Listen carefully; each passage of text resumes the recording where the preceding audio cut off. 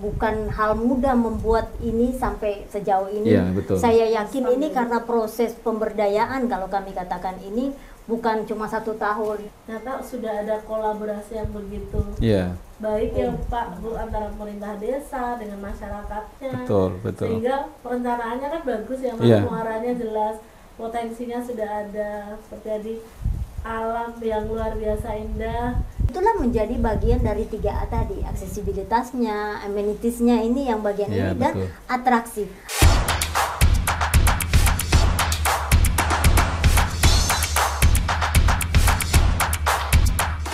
Assalamualaikum warahmatullahi wabarakatuh.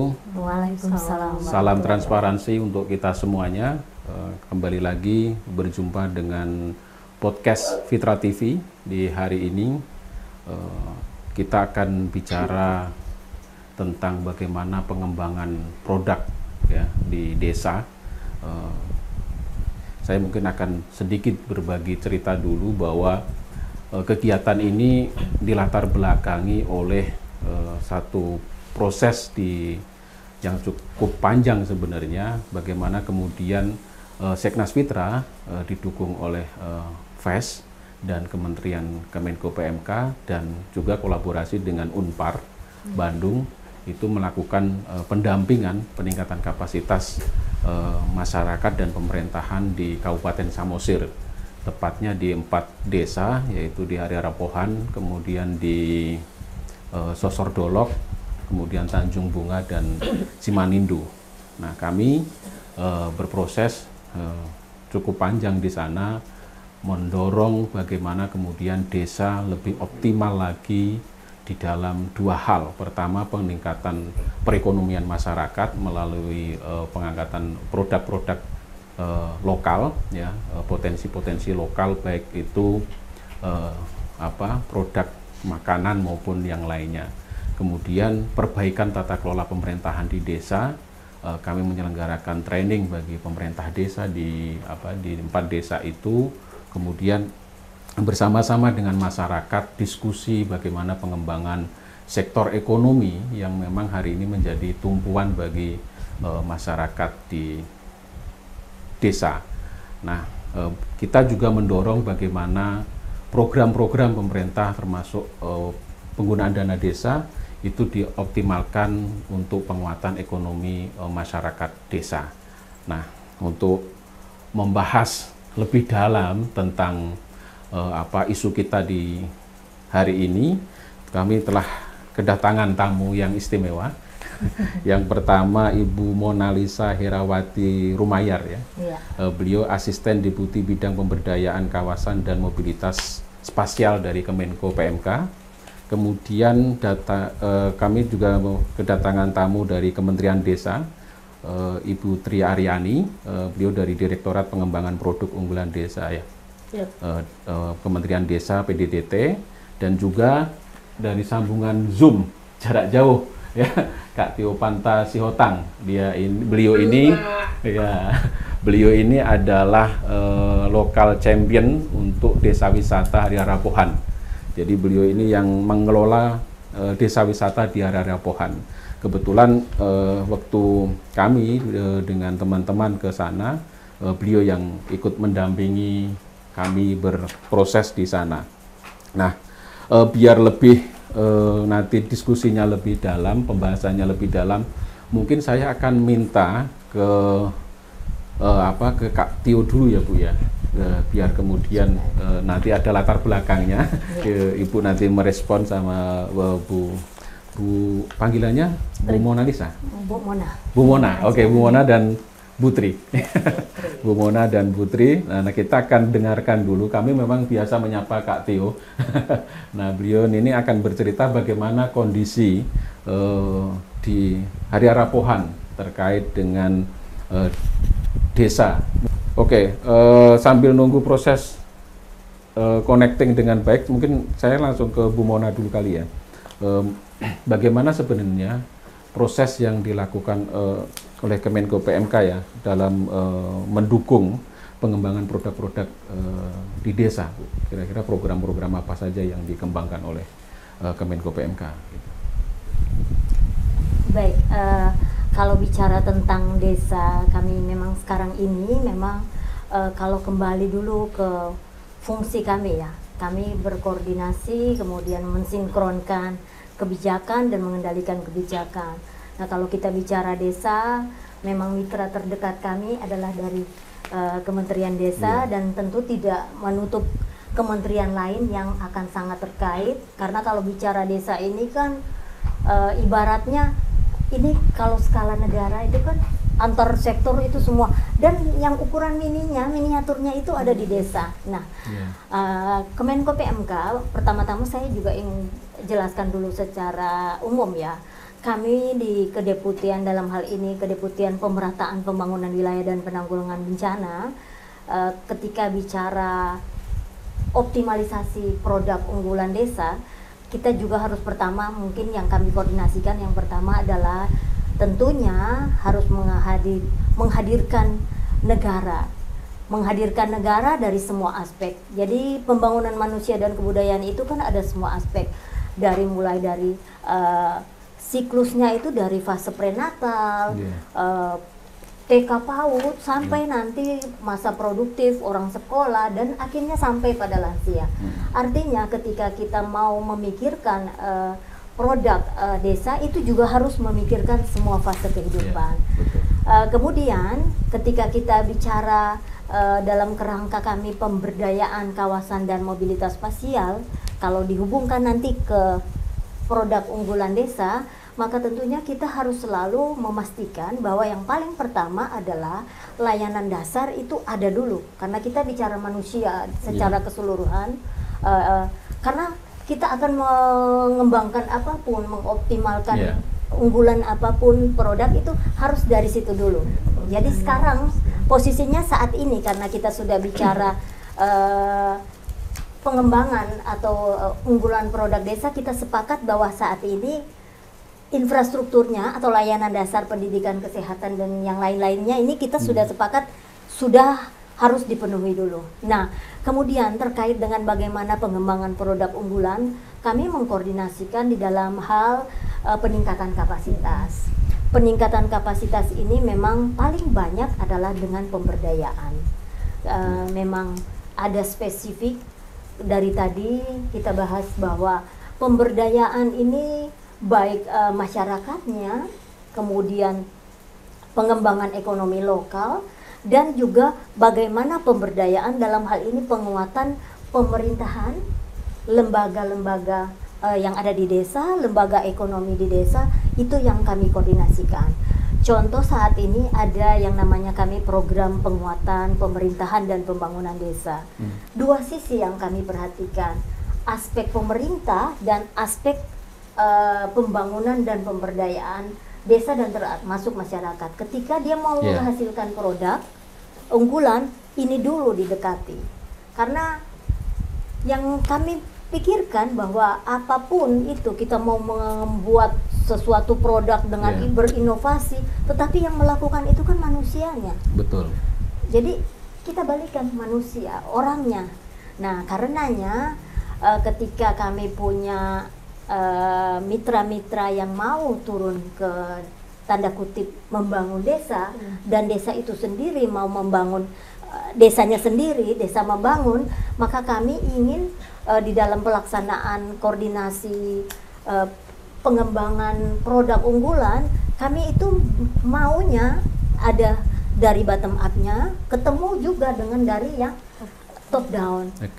Bagaimana caranya? Maka kami melakukan penyelarasan perencanaan ini. Jadi kalau bicara ekonomi produknya itu jadi nanti di akhir menurut kami. Tetapi proses-proses itu yang harus dilalui. Perencanaan yang baik dari atas dari bawah ketemu. Karena takutnya Bapak, Ibu, ini kita bikin begini kok persilangan dan nyambung.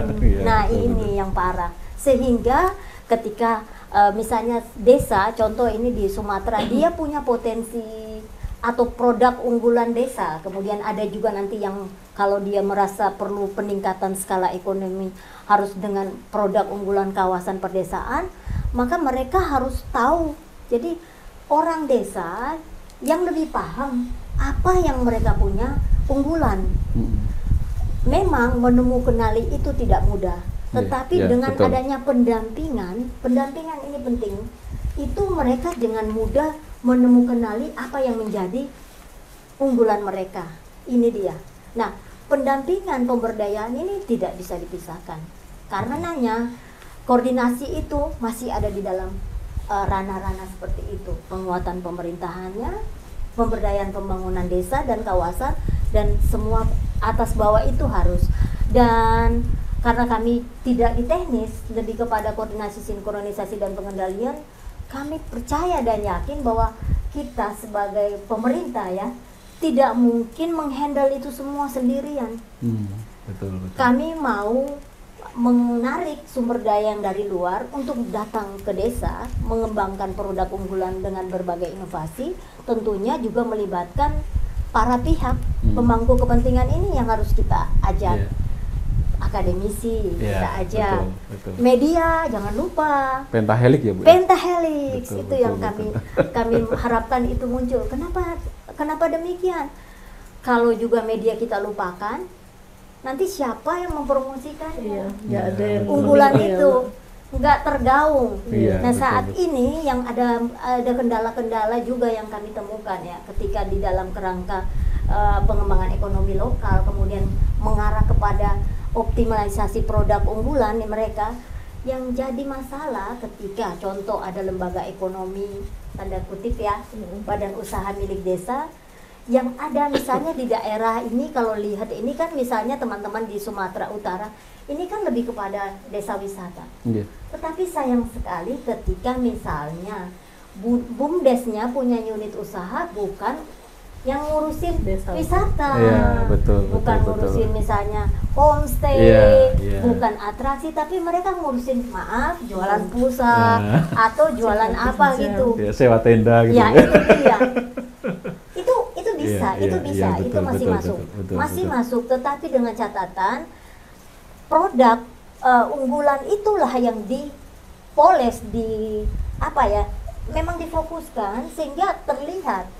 Kadang-kala kan kecil-kecil, misalnya ya maaf, karena tidak terlalu sepakat antara kepala desa dan di musyawarah desanya juga tidak dibunyikan unggulan-unggulan desa, akhirnya tidak serius. Misalnya BUMDes hanya memberikan bantuan penyertaan 1 juta untuk beli pulsa, yang ini untuk air itu hanya sekian, kan itu tidak kelihatan, tidak akan ada hasil. Sedangkan kalau sudah bicara produk unggulan, kadangkala butuh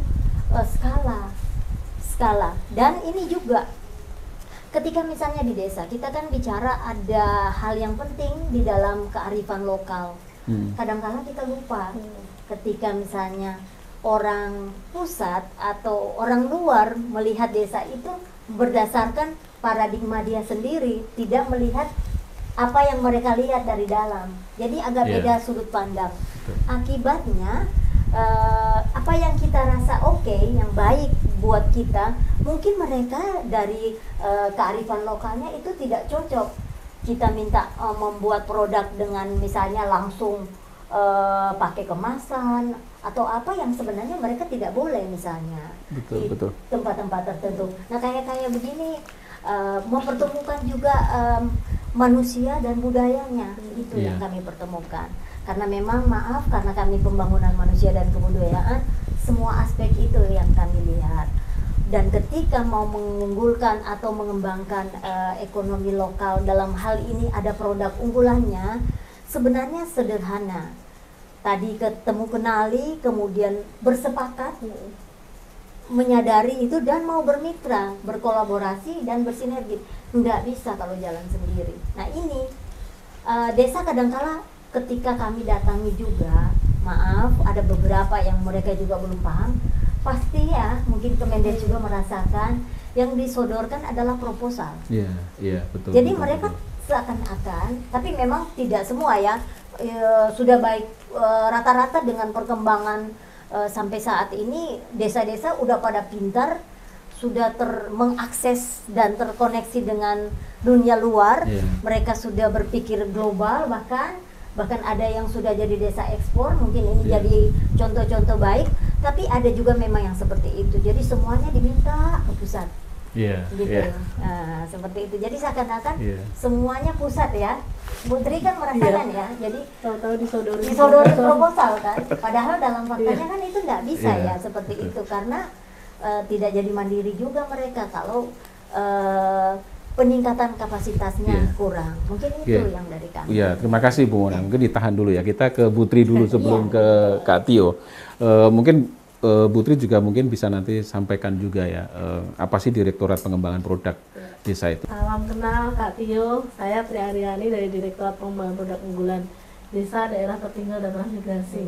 Nomenklaturnya panjang Bu, jadi kurang lebih selama 4 tahun ini memang direktorat kami harusnya ya Bu, bagaimana yang pertama tadi mengembangkan dulu, mengenali dulu apa produk unggulan mereka, kemudian setelah mereka mengenali potensinya apa, itu dikembangkan, kemudian setelah dikembangkan, dikembangkannya melalui apa ya, perlu teknologi enggak, atau justru mereka sudah punya teknologinya sendiri, dikembangkan. Jika perlu dukungan dari teknis misalnya, ada perlu OPD misalnya, atau perlu intervensi teknologi yang lain, atau semacam peralatan, ini itu juga bagian dari identifikasi kami Mas. Kemudian saat itu produk sudah berkembang, kemudian bagaimana pembiayaannya itu juga menjadi tusi kami. Tapi Ibu, selama ini direktorat kami seperti tadi sempat kami diskusi bahwa kami punya program besar Ibu di Indonesia Timur, memang transformasi ekonomi kampung terpadu tekad. Samosir belum masuk Mas, memang kami di 9 provinsi, 6 provinsi di Pulau Papua Bu, kemudian 3 provinsi di Maluku Utara dan NTT.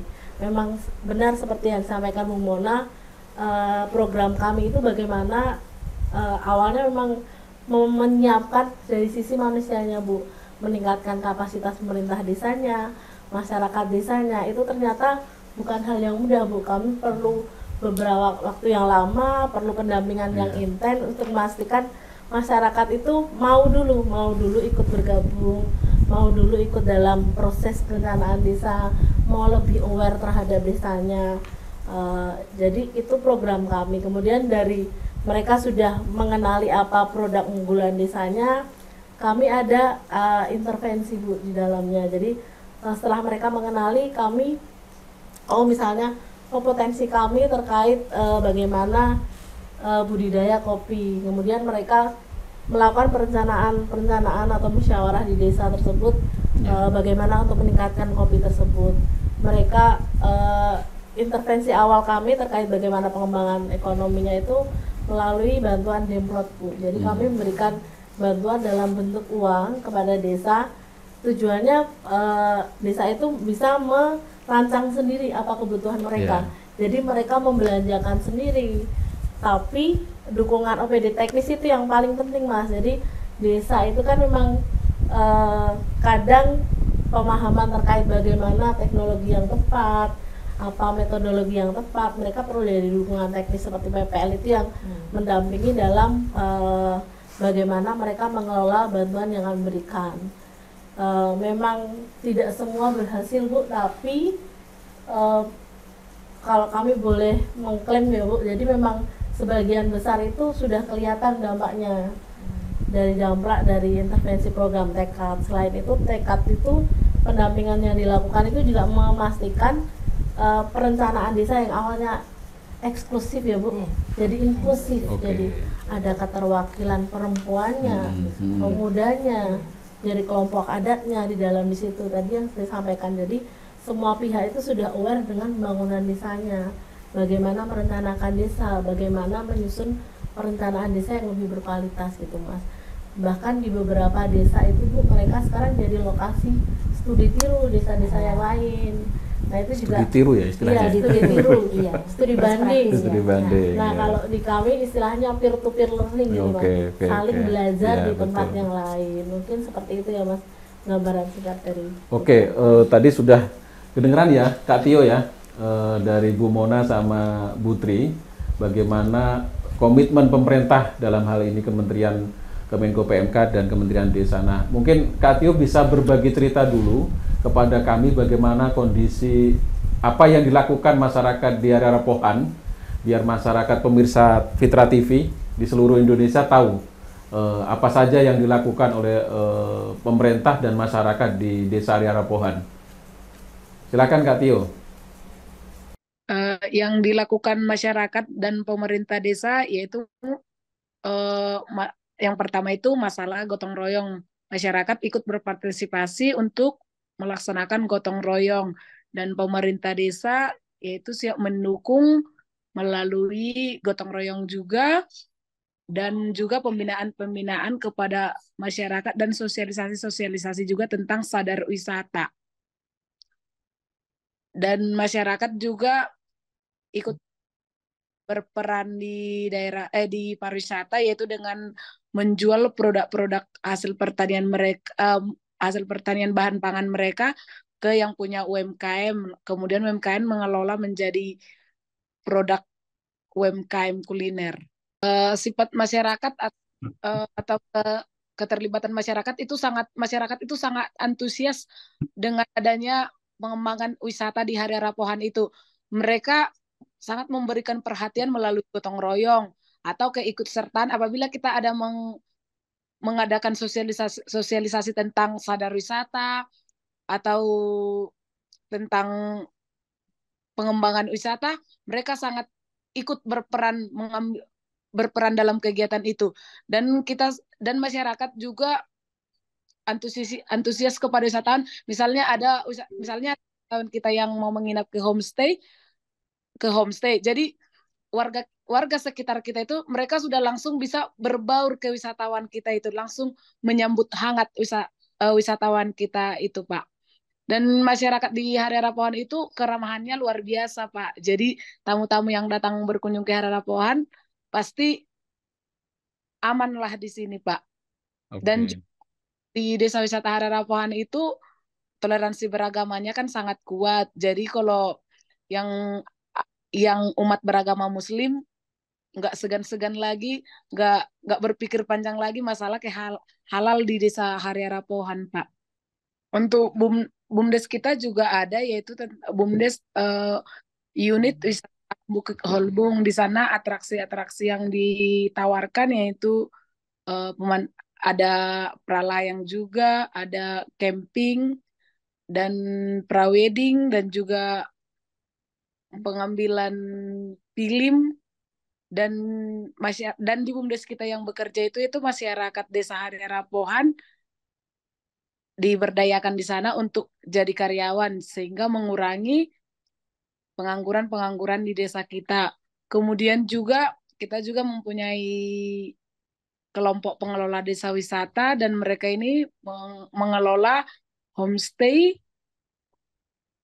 atraksi-atraksi lainnya, dan juga pengelola desa wisata inilah yang bergerak untuk mengembangkan desa wisata Hari Rapohan. Dan kita ada bangunan TIC, dan di TIC kita itu tempat informasi center. Di sana produk-produk UMKM masyarakat kita pajang, dan wisatawan kita yang datang ke Bukit Holbung bisa berbelanja di sana. UMKM kita terbuat dari hasil pertanian masyarakat Desa Hari Rapohan, dibuat menjadi sebuah produk UMKM atau kuliner yang bisa dibawa wisatawan kita pulang. Ada bandrek malatam, dodol, tipa-tipa, sasagun, dan bungkus penutup gelas itu, kemudian tempat tisu, Pak, yang terbuat dari bahan ulos, dan sarung tabler tempat minum itu juga dari dari bahan ulos, dan juga tas-tas kecil dari bahan ulos juga, Pak. Dan ada juga tikar anyaman atau tandok hasil anyaman atau dari anyaman masyarakat Desa Hari Rapohan. Tahan dulu Kak Tio ya, kita mau ke ibu-ibu yang di studio dulu. Ya, kita ke ibu-ibu yang di studio dulu ya. Tahan dulu Kak Tio di sana ya. Nah, saya balik ke Bu Mona. Tadi kan bicara tentang bagaimana budaya menjadi modalitas yang luar biasa ya di area Rapohan. Nah, ini area Rapohan ini kan hanya salah satu contoh ya. Bagaimana kemudian desa bangkit dari situasi yang mungkin selama ini tidak menguntungkan bagi masyarakat, tapi bersama-sama kolaborasi membangun diri bangkit dari apa ya situasi yang awalnya tidak tidak mengenakkan jadi sekarang berkembang. Jadi kalau kita lihat di area Rapohan itu sekarang lagi dikembangkan pengelolaan sampah, Bu. Jadi pengelolaan sampah itu sudah diproduksi menjadi solar. Nah, polanya itu dimulai dari rumah-rumah. Jadi rumah-rumah dipilah-pilah, ada pemilahan sampah, kemudian dan bagusnya solar itu nanti dikembalikan ke masyarakat. Gratis, Bu. Misalnya masyarakat yang nelayan, karena kan di sana ada nelayan juga ya. Nah, itu mereka dapat solar itu gratis kayak gitu. Nah, tadi cagar budayanya juga kuat di sana itu. Nah, Bu Mona gimana melihat kultur budaya itu menjadi pondasi? Seperti apa sebenarnya, Bu? Saya salut dengan desa ini, Kak Tio. Tentunya dengan teman-teman ini pasti bukan hal mudah membuat ini sampai sejauh ini. Ya, betul. Saya yakin ini karena proses pemberdayaan, kalau kami katakan ini bukan cuma 1 tahun. Ini tidak mudah, tetapi luar biasa. Saya salut. Yang jelas saya apresiasi dulu ya, karena ini sudah contoh berhasil ya, saya katakan demikian. Karena mereka teman-teman di sini di desa ini di Samosir ini benar-benar paham apa yang menjadi potensi mereka. Ini yang paling pertama. Kemudian mereka berhasil menemukan kenali tadi yang saya katakan. Karena kadangkala ada yang tidak berhasil menemukan kenali.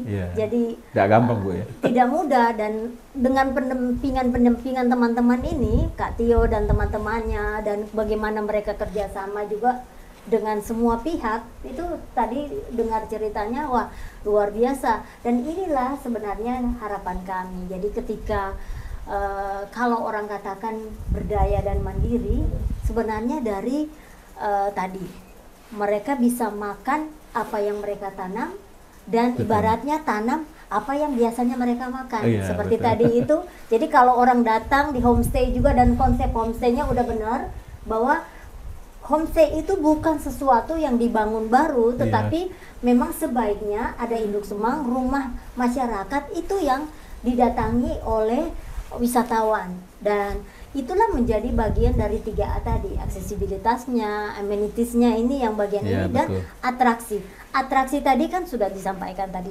Oh ternyata bisa lihat kuliner juga bagian atraksi, mungkin tari-tarian juga di sana itu juga sudah itu. Dan kami berharap bahwa ketika ada yang model seperti ini jangan dirubah. Jadi ketika budaya yang sudah kuat ini, jadi kan kalau kita bicara budaya kan dari orang bergerak melakukan pencarian mata pencarian atau bekerja, itu bagian dari budaya. Ini nggak boleh dirubah menjadi mengkota. Betul. Desa baiknya, apalagi dengan yang model kearifan lokal ini, saya tidak ingin atau kami tidak ingin, Kemenko PMK tidak ingin itu dirubah menjadi kota. Kami berharap desa dan perdesaan di masa depan dia tetap berciri perdesaan dengan menjaga kearifan lokal dan kemampuan budayanya. Tentu juga ketika juga dengan ada perubahan iklim yang sekarang jadi perhatian, tetapi ketika kearifan lokal dari orang tua-tuanya, kakek neneknya yang udah ajarkan bagaimana melihat alam, itu sebenarnya yang menjadi bagian dari kita belajar di sana. Ini pembelajaran yang baik budaya ini.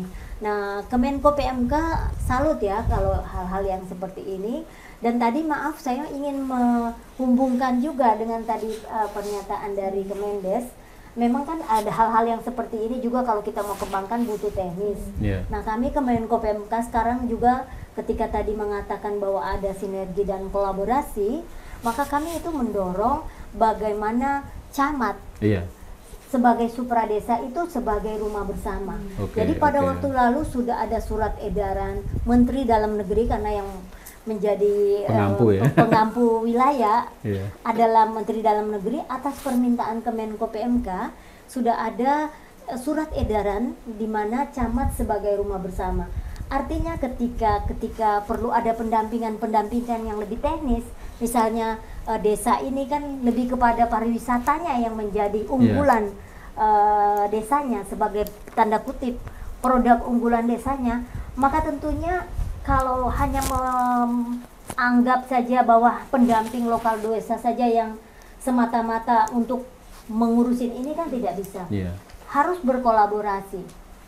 Di kecamatan sebagai rumah bersama, kita bisa mempertemukan berbagai pendamping, fasilitator, atau penyuluh yang bisa berbagi sesuai sekretariat bersama. Ini mimpi kita bersama, dan ini memang di tempat-tempat tertentu mungkin di sini juga sudah terjalin, dan kami ingin meng-Indonesia, jadi semua itu melakukan seperti itu. Oke. Seperti itu. Terima kasih Bu Mona. Jadi penting ya, budaya itu menjadi instrumen untuk membangun keberdayaan desa. Nah, Mbak Putri, kira-kira tadi melihat inovasi, melihat proses integrasi, kolaborasi masyarakat itu seperti apa Kementerian Desa dalam posisi ini, Direktorat Pengembangan Produk melihat tadi produknya banyak banget itu, Bu. Saya juga takjub dengan ceritanya, Mas. Iya.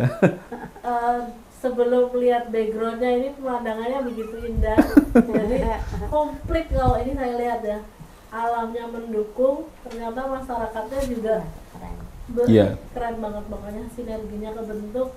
Tadi saya mendengar cerita baik dan bagaimana manfaat dana desanya.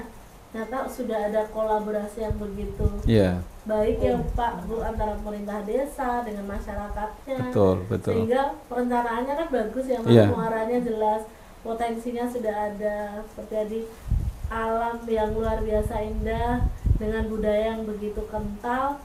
Ternyata itu sesuatu yang menarik ya Bu, untuk masyarakat di kota. Bagaimana mereka dengan penatnya, kesibukan di kota, kemudian mendapat keindahan luar biasa. Ini alamnya luar biasa, sangat mendukung. Saya apresiasi luar biasa. Kemudian BUMDesnya juga ada. Ini Kementerian Desa sibuk banget ini. Iya. Tapi paket lengkap ya. Iya, tapi Putri belum pernah ke sana ya. Harus ke sana ya. Harus ke sana biar ketemu Kak Tio di sana nanti ya, kayak gitu. Nah, itu.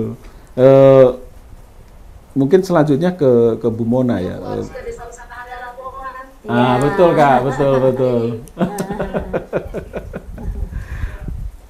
Nah, kalau kita tadi melihat Bu ya, perjalanan misalnya cerita panjang dari proses baik yang dilakukan oleh teman-teman di area Pohan, sebenarnya apa sih yang perlu ditingkatkan oleh masyarakat tadi ya? Saya kira sama ke Putri juga ya, kira-kira apa yang masih perlu ditingkatkan sehingga lebih optimal lagi ya proses-proses yang sudah dilakukan oleh teman-teman di, misalnya contohnya di area Pohan ini sebagai satu desa yang memang mampu mensinergikan kekuatan masyarakat dan alam kayak gitu. Monggo Bu Mona dulu.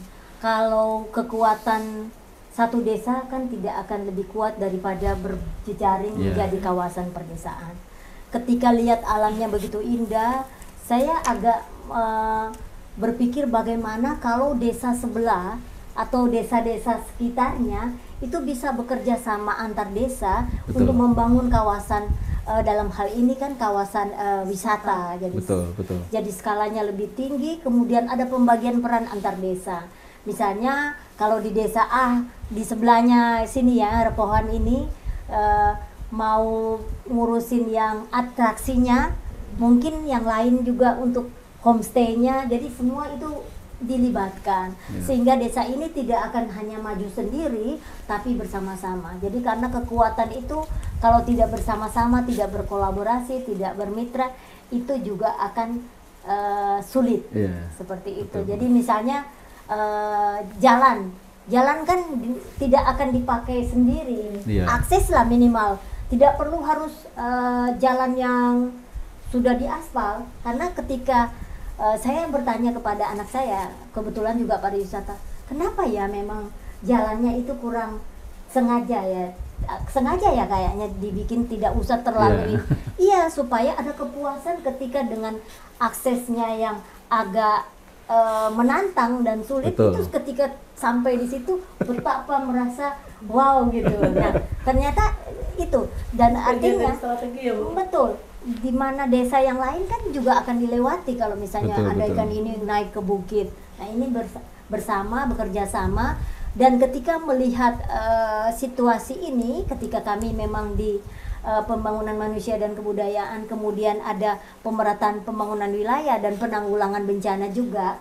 Mungkin kalau bicara wisata, kita juga tetap harus memperhatikan mitigasi terhadap objek atau lokasi di tempat di desa wisata ini. Jadi ketika misalnya ada spot-spot foto, harus diantisipasi, jangan sampai nanti orang begitu bahagia dengan foto tetapi lupa bahwa ternyata di pinggiran itu tidak aman. Jadi Ya, itu betul, harus tebing. ada mitigasi. Ya, betul. Kemudian kalau misalnya dalam keadaan darurat itu sudah disiapkan nanti akan ratio atau mau nanti kemana titik kumpulnya untuk mengantisipasi, karena kan itu contoh misalnya alam ya. Kemudian yang non alam juga mungkin ketika bencana ini kan ada yang alam non alam, misalnya penyakit atau apa bisa diantisipasi juga dengan tentunya menerapkan aspek-aspek kesehatan, meskipun secara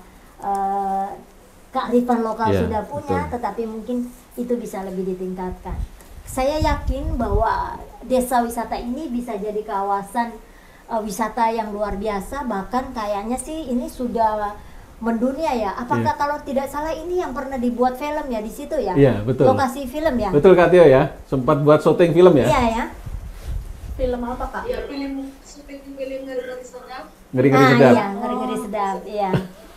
Dan juga tempat pre-wedding Jessica Mila dan yang Jessica Mila. Nah, iya. Jadi saya langsung tadi lihat, dan mungkin ketika wisatawan dan kayak kami yang suka googling ini, yang suka kata orang online ini, ya, betul. maka promosi di dalam hal ini media itu harus selalu rajin untuk tanda kutip Selalu diupdate. hashtag terus itu selalu sehingga ketika orang cari desa inilah yang ada di atas gitu yang ditemukan pertama, karena namanya di dalam satu masa misalnya kita wisatawan, saya wisatawan punya waktu cuma 7 hari dari luar ya, misalnya dia mencari itu biasanya pakai Google atau dan lain-lain.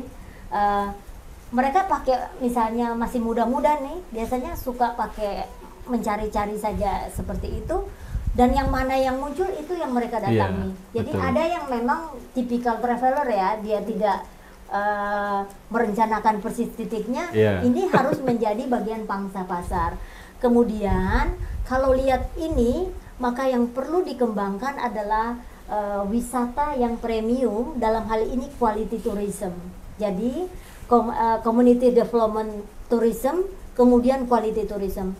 Tidak perlu mendatangkan tanda kutip kuantitas banyak orang yang datang ke sini, tetapi coba tangkap peluang wisatawan yang ini mau datang belajar, kemudian length of stay-nya lebih panjang sehingga mau lama di situ, dan maaf mereka harus membawa sumber daya, dalam hal ini uangnya, belanja di situ, semuanya harus di situ, seperti itu, sehingga mengembangkan, menumbuhkan ekonomi di situ. Dan kalau bicara unggulan, komoditas unggulan, kadangkala maaf ada kesalahpahaman orang ya, selalu berpikir bahwa itu harus semua misalnya produk apa gitu, tetapi ini wisata itu menurut kami ini menjadi unggulan mereka. Betul. Itu saja saya kembalikan. Putri gimana melihat apa yang menurut Putri ya sebagai orang yang selama ini konsen di isu soal pengembangan produk desa, dari yang disampaikan Kak Tio tadi itu apa yang masih perlu dikuati kira-kira? Kak Tio, boleh tanya nggak sebulan atau setahunnya jumlah pengunjungnya berapa? Kak Tio, jumlah pengunjungnya setiap bulan atau setiap tahun berapa kira-kira? Untuk jumlah kunjungan Desa Harapan aku rata-rata aja ya, rata-rata. Ya, per tahun aja saya ambilnya Pak. Hmm. Untuk tahun 2023 itu ada tahun 2000 sekitar 5.000, 6.000 Pak. Rata-ratanya 6.000 per tahun. per tahun ya. Itu dari dalam negeri dan luar negeri ya. Iya, Pak. Tapi itu memang masih masa-masa COVID sih. Karena masih untuk tahun ini memang agak membludak dia, Pak. Tahun ini kayaknya 1 bulan itu dia bisa sampai mencapai 1.000. Eh, Kayaknya panjang banget ya kita ya. Mungkin terakhir kali ya ini ya. Kak Tio, kira-kira apa harapannya nih kepada pemerintah? Terutama ini ada Kementerian Desa, ada Kementerian Kemenko PMK. Halo Kak Tio, sebagai closing, kira-kira apa harapannya? Harapannya kepada pemerintah apa kira-kira? Pemerintah pusat terutama. Kalau bisa masalah jalan-jalan protokol atau jalan-jalan pertanian di Desa Wisata Harapohan semoga dilirik atau dibangun lah, Pak. Karena anggaran dana desa kita kan terbatas, padahal untuk pemberdayaan banyak yang mau kita keluarkan dari dana desa. Jadi untuk infrastruktur untuk jalan-jalan pertanian, padahal banyak pertanian persawahan kita, agrowisata persawahan yang belum ada akses jalan. Jadi kita harus melalui jalan setapak. Jadi untuk petani kita yang mau membawa hasil pertaniannya pulang agak susah dia, Pak. Oke, terima kasih Kak Tio ya. Terima kasih untuk pembelajarannya. Oke, saya kembali ke closing ini ya untuk Bu Mona dan Bu Tri. Kira-kira apa harapan belajar dari tadi Hari Harapohan ya, salah satu desa yang mencoba bangkit dan membangun kesejahteraan masyarakatnya dari dalam dirinya. Bu Mona, mungkin closing statement sekalian. Kalau lihat ini pembelajaran yang baik, tetapi harus selalu nanti diantisipasi keberlanjutan. Ketika kita menjaga kearifan lokal, nilai budaya, ketika yang dari luar juga masuk, jangan mereka yang berkompromi terhadap wisatawan. Tetapi mereka biarlah tetap menjaga kearifan lokal, budaya lokalnya dijaga, dan keberlanjutan itu. Kalau bicara tentang nilai ekonomi, budaya ini kan luar biasa, ini mahal banget, tak terhitung lagi ya, kan. Betul. Nah, menurut saya mungkin bisa berinovasi dengan ketika orang datang, di situ kan biasanya ada tenunan-tenunan atau yang ciri khas di situ, kain ulos. Setiap orang datang yang dari luar, misalnya wisatawan luar, kita bisa bikin tarif khusus. Di depan pintu kita sambut dengan selendang atau ulos. Itu sudah kita sampaikan awal, itu sudah dengan rupiahnya. Jadi jangan hanya dikasih percuma. Iya, jadi dari awal dijual, ibaratnya dijual ini sebagai hasil kerajinan. Itu di awal udah disampaikan bahwa ketika Anda datang ke desa ini silahkan memilih paket yang mana, termasuk mau dijemput dengan menggunakan ulos, diwajibkan itu. Apalagi kita lihat kan kelas-kelasnya kita kasih, atau mungkin ada yang mungkin hanya sekedar selendang kecil sesuai dengan ketersediaan dananya, dan itu memang harus dilakukan kalau ingin menghidupkan mereka. Dan ketika ada atraksi-atraksi tarian-tarian, jangan gratisan.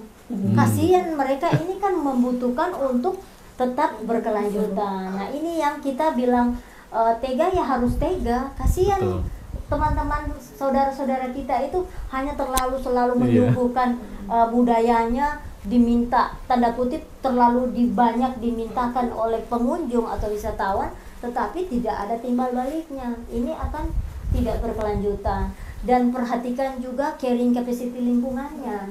Jadi nanti lihat keadaan ini kan jangan sampai terganggu bukit-bukitnya yang begitu indah, akan pengaruh, sehingga itu harapan kami ke depan ini juga menjadi perhatian. Jangan dipaksa orang begitu banyak yang datang, tetapi diatur.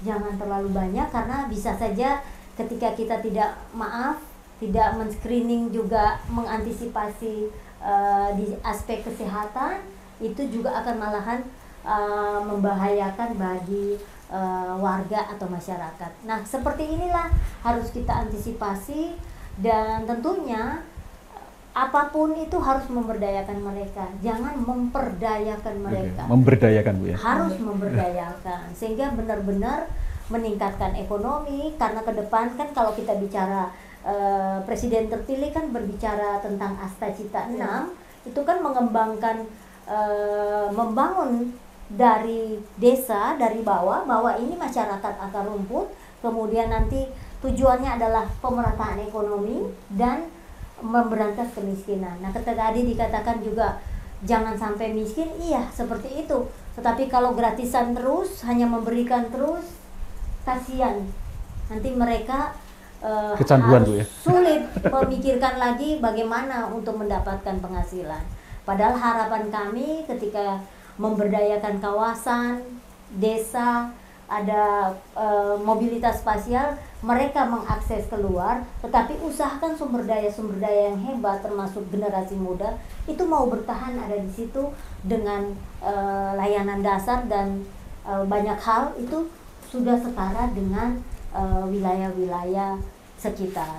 Artinya ada keseimbangan spasial atau spatial equilibrium. Ini yang perlu dan menjadi perhatian kita bersama.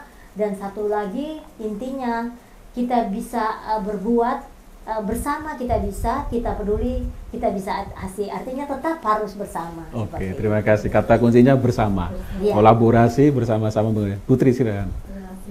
Terima kasih Mbak Tio atas pengalaman luar biasa. Jadi buat kami juga pembelajaran dan penguatan bagi kami. Kalau kita lihat di desa Hadilapohan itu kan penjual alam sama budaya. Nah, dua hal yang kental ini harus tetap dijaga, di maintenance seperti yang disampaikan Bu Mona. Jangan sampai eksploitasinya berlebihan. Betul. Justru akan merusak yang indah-indah tadi. Bukit yang sudah indah tadi tiba-tiba dibangun hotel gitu kan, jadi nggak bagus ya Bu ya. Jangan. Jadi pertahankan budaya sama alamnya, Mas. Tadi Kak Tio tadi berbagi cerita mereka studi tiru ke ekowisata. Dia sudah lebih bagus karena dikelola secara pribadi. Nah, ini justru Kak Tio ini yang harus bangga bisa mensinergikan semua pihak loh. Kalau cuma satu orang itu lebih mudah kan, Mas? Mau ini tinggal ini menggabungkan beberapa pemikiran, beberapa pihak, dari adatnya terlibat, pemudanya terlibat, perempuannya terlibat. Jadi ini desa yang bagus ya. Semua pihak nggak ada yang tertinggal. Mungkin dari saya itu ya, tetap dijaga aja, nggak usah berkecil hati lihat di sana sudah bagus lah, mereka pribadi. Ini beda. Semua pihak nggak ada yang ketinggalan loh Mas, di sini keren pokoknya. Baik, terima kasih Bu Mona, terima kasih Putri, terima kasih Kak Tio sudah bergabung di podcast kita hari ini. Saya kira ini pembelajaran yang sangat menarik bagaimana kemudian desa berdaya, desa bangkit dari situasi yang awalnya jauh dari harapan untuk mewujudkan desa mandiri, desa sejahtera, terutama bagaimana memastikan sumber daya yang ada di desa itu betul-betul bisa dioptimalkan untuk kesejahteraan masyarakat. Saya kira itu yang bisa kita pelajari dari diskusi kita hari ini, dan mudah-mudahan ini bisa memberikan masukan bagi masyarakat juga di luar sana, pemirsa Fitra TV ya, bahwa ada praktek-praktek baik yang sudah dilakukan oleh desa, dan pemerintah juga punya komitmen yang baik untuk mendukung desa agar lebih maju dan sejahtera. Saya kira itu, saya atas nama host Fitra TV di sesi ini mohon maaf. Terima kasih. Salam transparansi. Assalamualaikum warahmatullahi wabarakatuh. Waalaikumsalam warahmatullahi wabarakatuh. Salam transparansi ya. Betul Bu. Terima kasih. Iya,